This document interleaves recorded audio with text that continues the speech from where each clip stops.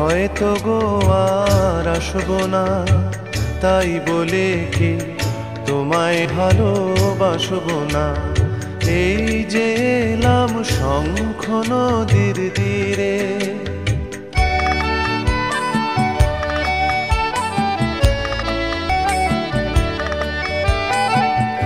এই যে এখন একটি তরিবে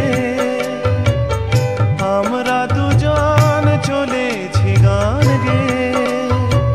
হয়তো বায়া এই তরিতে ভাসবো না, তাই বলে কি তোমায় ভালোবাসবো না।